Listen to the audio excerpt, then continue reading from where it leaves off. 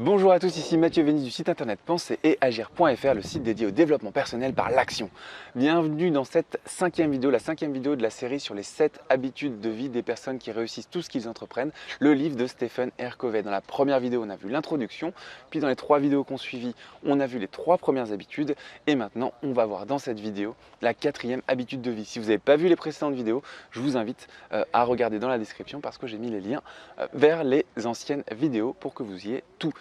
Si vous n'êtes toujours pas abonné à la chaîne YouTube, eh bien, cliquez sur le bouton s'abonner pour ne manquer aucune vidéo. Et tout de suite, on va rentrer dans le vif du sujet avec l'habitude 4. J'ai toutes mes notes, on va décortiquer ça ensemble. Vous avez l'habitude maintenant, si vous suivez cette série, on va en profondeur dans chacune des habitudes parce que ce livre est hyper important. Ok, habitude 4, penser gagnant-gagnant. Alors tout le monde dit ça. J'ai travaillé en tant qu'ingénieur, j'ai travaillé en tant que directeur marketing et à chaque fois que j'étais là, j'avais 2 mots, c'était le gagnant-gagnant et la synergie. On verra la synergie d'ailleurs dans une prochaine habitude de vie. Si vous voulez le savoir, abonnez-vous. Vous verrez que c'est hyper important et ce n'est pas forcément ce qu'on entend tout le temps. Aujourd'hui, on va penser gagnant-gagnant. Qu'est-ce que ça veut dire gagnant-gagnant? Ça veut dire que dans une relation entre 2 individus, eh bien, l'individu 1 va être gagnant dans l'échange et l'individu 2 va être gagnant dans l'échange aussi. Alors, comment est-ce qu'on fait ça? Déjà, la plupart du temps, sans doute vous y compris, on est tous pareils, on pense tous comme ça intuitivement. Lorsqu'on va établir un échange entre 2 personnes, que ce soit professionnel ou personnel, on va toujours chercher à voir son propre intérêt en premier. C'est ce qui s'appelle un échange gagnant-perdant. Et en fait, il y a une métaphore qui est très simple, c'est qu'on veut avoir la plus grosse part du gâteau, c'est ce qu'on dit tout le temps. Et il y a un truc important à savoir, et c'est ce que dit l'auteur dans son bouquin, c'est que si 2 personnes ont cette mentalité-là, c'est-à-dire qu'elles veulent voir leur propre intérêt dans l'échange, eh bien, on va avoir 2 échanges. Donc une personne qui veut un échange gagnant-perdant, une personne qui veut un échange gagnant-perdant, et au final, ça fait un échange perdant-perdant. Et la métaphore, j'aime beaucoup, c'est que vous avez le gâteau, vous vouliez la plus grosse part du gâteau, et bien tous les 2 vous êtes disputés le gâteau, vous avez tous les 2 voulu la plus grosse part du gâteau, et qu'est-ce qui se passe? Vous vous retrouvez avec le gâteau en miettes sur le sol, personne n'est gagnant, tout le monde est perdant, et ça ne fonctionne pas. Ça paraît con comme ça paraît con dit comme ça. Malheureusement, si vous observez vos comportements et les comportements des gens qui vous entourent, eh bien tout le monde est comme ça. Bah oui, mais si je lui donne ça, qu'est-ce que je vais avoir en retour? Est-ce que si je fais ça, je vais avoir ça? Ah oui, mais j'ai pas envie de faire ça parce que si je fais ça, il va me dépasser, etc. Si je lui donne ce conseil, il va être meilleur que moi, etc., etc., etc. C'est totalement contraire avec l'altruisme, qui est l'un des concepts les plus importants du développement personnel, qui est de donner sans avoir l'intention de recevoir derrière. Et on se rend compte que quand on a ce comportement de pur don de soi, eh bien la vie nous renvoie des choses différemment, de façon différente, de façon totalement improbable. Les gens parlent aussi de loi d'attraction. On fait le bien, on donne le maximum, comme je le fais avec ces vidéos par exemple, je donne le maximum parce que ce livre m'a beaucoup impacté et je veux décortiquer toutes ces habitudes pour vous. Et bah la vie va renvoyer des choses comme ça. Alors, il y a des façons de le faire et elles sont décrites dans ce chapitre-là sur l'habitude donc numéro 4, penser gagnant-gagnant. Donc 2 personnes qui sont en compétition permanente, réfléchissez, si vous êtes en compétition permanente avec toutes les personnes qui vous entourent, vous n'aurez jamais de relation saine sur le long terme. Si vous êtes en couple, si vous avez des problèmes de couple et que vous n'avez jamais vous sentez que vos relations ne sont jamais saines, c'est parce que vous êtes tout le temps en compétition et parce que vous voulez toujours avoir plus que l'autre, vous voulez toujours être supérieur à l'autre. J'ai une formation, je fais une petite parenthèse, qui s'appelle 15 jours pour éradiquer la jalousie amoureuse, qui est une formation qui est disponible sur mon site Penser et Agir.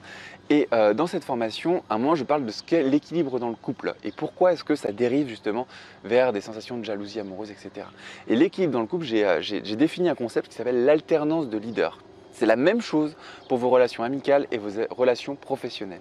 Si dans un groupe de 2 personnes, vous avez toujours l'une de ces 2 personnes qui est le leader par rapport à l'autre, qui est celui qui influence l'autre, la relation va dériver et sera malsaine. Il faut qu'il y ait tout le temps une alternance de leader. Ça veut dire qu'à un moment dans la relation, il y a une personne qui va prendre le lead sur l'autre, qui va prendre le contrôle de la relation, puis de temps en temps, l'autre personne va prendre le contrôle de la relation et ainsi de suite. Généralement, c'est en fonction des forces et des faiblesses de chacun.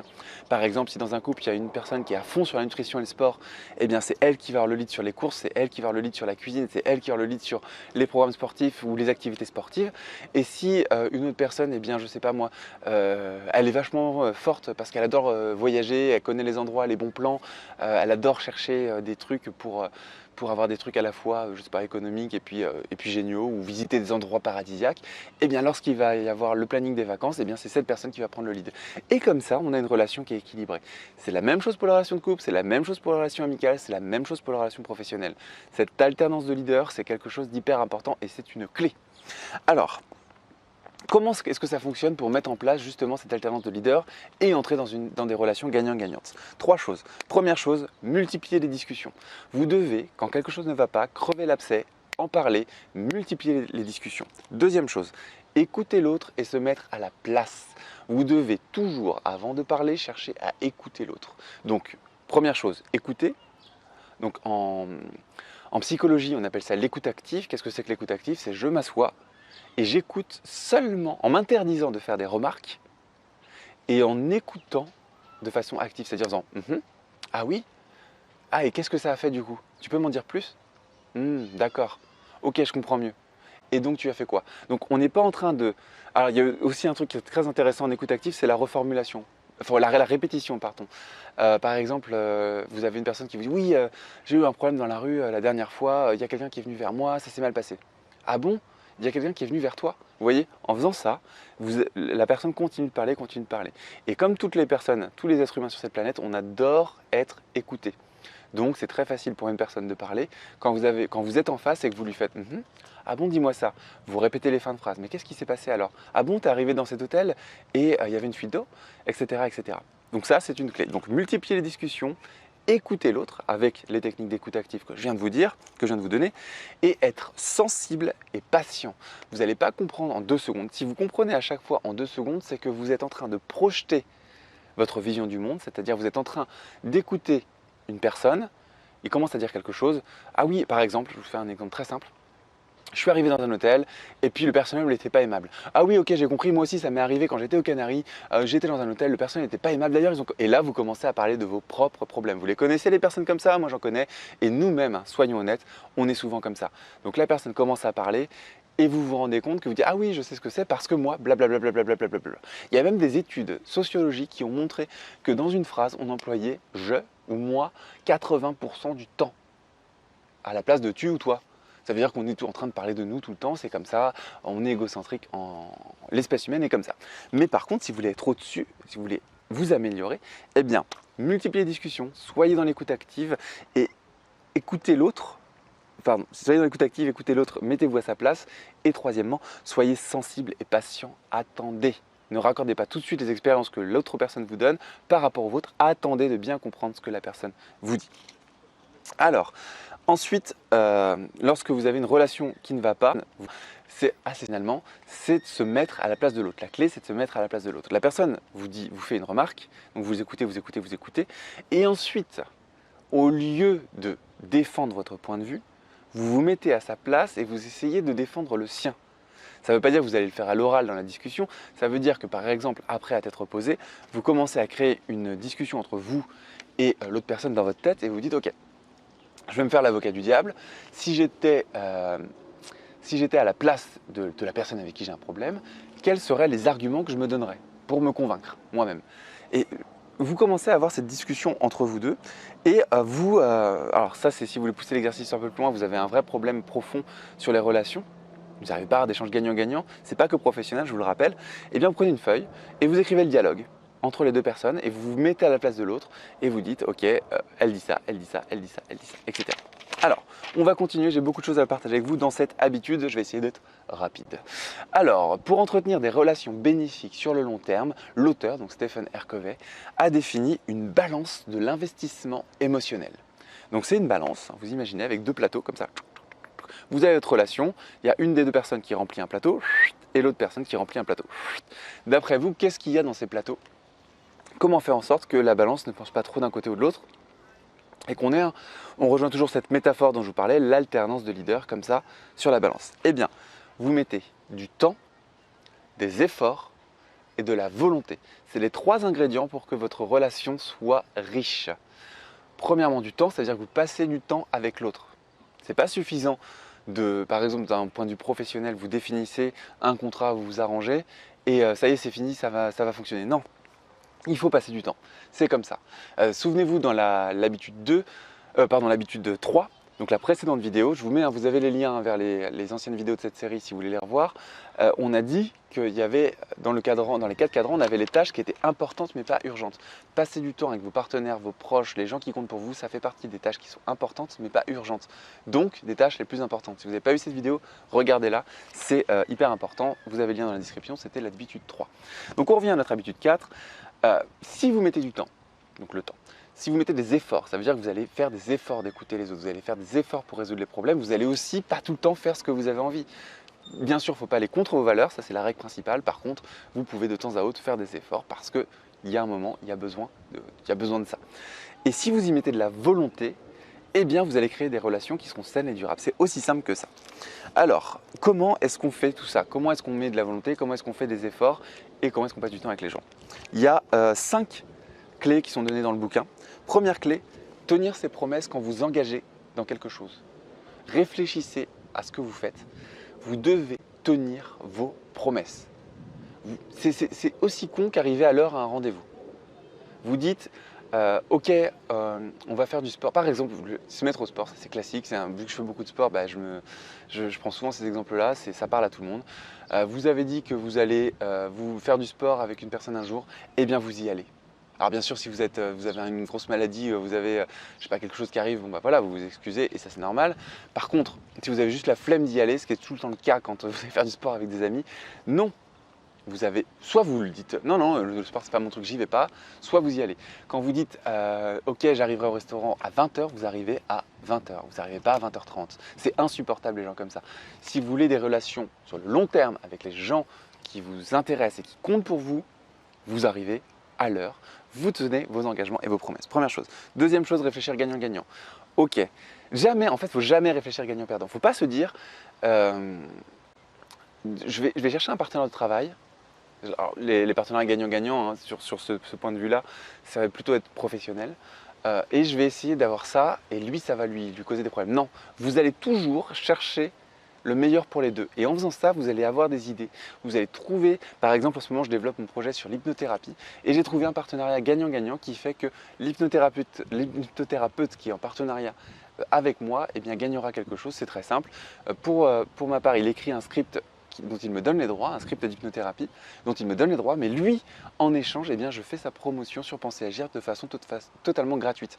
Et comme Penser Agir fait 1 200 000 personnes visiteurs uniques par an, et puis la courbe est comme ça, donc ça augmente, eh bien l'hypnothérapeute travaille certes gratuitement dans un premier temps, et moi j'obtiens des séances d'auto-hypnose j'obtiens les droits en fait.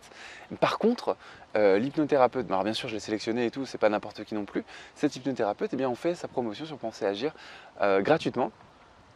Et voilà, donc ça veut dire qu'après, l'hypnothérapeute va avoir des clients comme ça qui vont arriver grâce à Penser Agir. Donc si d'ailleurs vous connaissez de bons hypnothérapeutes qui ont des diplômes, qui sont certifiés, ou des sophrologues hypnothérapeutes dans votre entourage, n'hésitez pas à me contacter. Vous avez le lien pour me contacter dans la description de cette vidéo.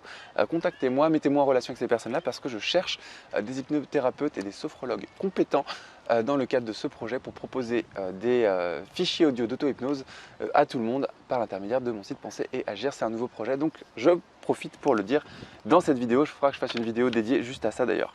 Ensuite, donc première clé, c'est tenir ses promesses, ses engagements. Deuxième clé, réfléchir gagnant-gagnant. Troisième clé, l'écoute empathique, on en a reparlé, et comprendre les autres. Donc souvenez-vous, l'écoute active, je vous ai donné des clés, revoyez la vidéo si vous avez besoin. Quatrièmement, être explicite dans ce qu'on attend. Quand vous attendez quelque chose d'un partenariat, ou que ce soit professionnel ou personnel, soyez explicite dans ce que vous attendez. Ne dites pas ouais, j'ai juste besoin de ça, après c'est bon, si vous avez besoin d'autres trucs. Non. Quand vous faites un arrangement entre deux personnes, vous êtes explicite sur ce que vous attendez, et vous ne pouvez pas attendre des autres ce que vous n'attendez pas de vous-même. Soyez la personne que vous voulez rencontrer.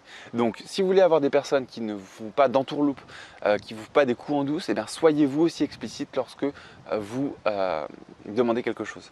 Ensuite, soyez loyal, et par soyez loyal, ça veut dire garder des secrets. Si une personne vous confie un secret, elle vous dit je vais te dire un secret, si vous savez que vous n'allez pas le garder, dites je ne veux pas l'entendre. Si vous savez que vous allez le garder, alors ça rejoint le premier truc, tenez vos promesses et engagez-vous. Soyez loyal, soyez respectueux des gens, tenez vos promesses et sachez garder les secrets. Voilà les 5 clés pour avoir des relations gagnantes. Gagnantes, je vous l'ai redit, tenir ses promesses engagées, quand vous engagez, réfléchir gagnant-gagnant, l'écoute empathique et la compréhension des autres en se mettant à leur place. Quatrièmement, être explicite lorsque vous attendez quelque chose de quelqu'un d'autre. Et cinquièmement, être loyal et savoir garder les secrets.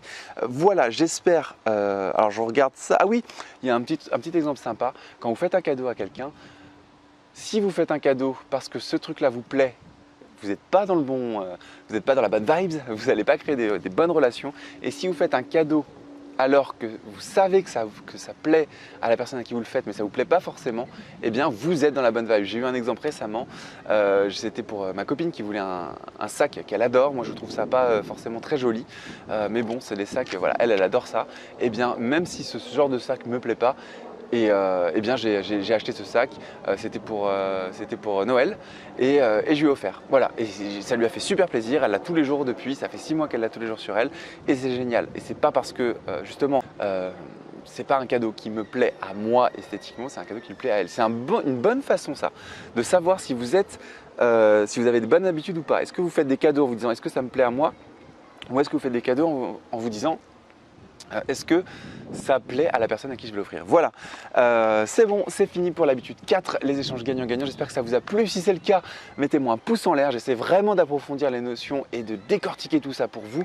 N'hésitez pas à mettre un commentaire sous cette vidéo pour me dire ce que vous en avez pensé et élargir le débat si vous le souhaitez. N'hésitez pas à partager cette vidéo sur vos réseaux sociaux préférés pour faire connaître cette vidéo à vos proches. N'oubliez pas de vous abonner, c'est par là ou par là, à la chaîne pour ne manquer aucune vidéo. Et moi, je vous dis à très vite dans la prochaine vidéo. On verra ensemble l'habitude 5. Voilà, à bientôt. Ciao, ciao.